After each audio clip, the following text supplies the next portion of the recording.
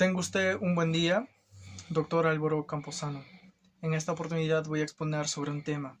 El tema se llama la hipocresía de la palabra, quien vamos a tocar a un icónico personaje, quien en vida fue Marco Aurelio de Negri, que era un autodidacta, un comunicador social, que, que trataba de exponer en un programa que él dirigía, que se llamaba La Función de la Palabra, que trataba de exponer las palabras tal y como es. No quería maquillar, no quería solamente transmitirlo para un público intelectual, para un público selecto, que el cual él criticaba a una periodista, a una lingüista, que se llamaba Marta Hildebrand, el cual es una persona intachable, que solamente le gustaba transmitir para una clase alta. Se podría decir que menospreciaba al pueblo, a la clase media, a la cultura popular. Lo trataba de excluir.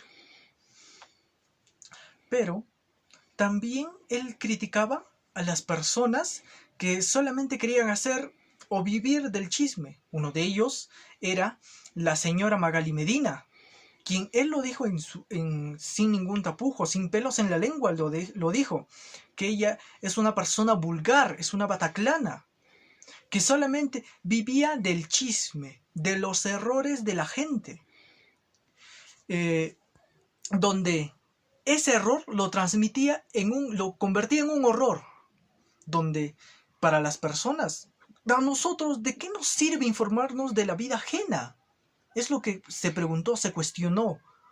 ¿De qué nos sirve informarnos de que una persona terminó con otra, tal fulano estaba con otro, fulano, mengano, terminaron, se pelearon? ¿Qué nos interesa? ¿Cuál es el aporte para nuestra sociedad? Otro también que fue bien criticado era Jaime Bailey, un periodista, pero en sus escritos era demasiado morboso, hacía apología a la sexualidad, a la homosexualidad, a la al que las mujeres está bien que las mujeres sean lesbianas. El señor Jaime Bailey era bisexual, por esa seguramente hacía apología a la drogadicción, fomentaba ese tipo de cosas. Y eso no nos sirve a nadie. Pero, ¿cuál es lo bueno de Marco Aurelio de Negri? Que al ser un autodidacta, él decía las palabras tal y como son. Así tal como se escriben, tal y como suenan, como se pronuncia, como el léxico se propone en la palabra. Al nosotros decir el carajo, algunas palabras lo dicen, qué vulgar, qué tipo de persona es esta. Pero el carajo, antiguamente en un barco, en la parte superior, en una pequeña canastilla, ese era el carajo, el cual iba un marinero que queda castigado. Eso significaba el carajo. Por eso antes decían, vete al carajo. ¿Por qué? Porque era una forma de castigo. Ahora, hoy en día, la gente lo ha tergiversado para que sea un lenguaje vulgar, una palabra vulgar, que la RAE no tuvo otra opción para ponerlo porque había muchas personas que lo hablaban de esa manera, el cual Marco Aurelio de Negri, en su programa, tocaba temas tabú que eran para otras personas, para otros periodistas. No en la televisión no simplemente podías hablar de cuál era sexualidad. No podías decir simplemente esto es pene, esto es vagina. No podías decirlo. Solamente podías decirlo, son partes íntimas de la mujer, partes masculinas del hombre. Pero Marco Aurelio de Negri no.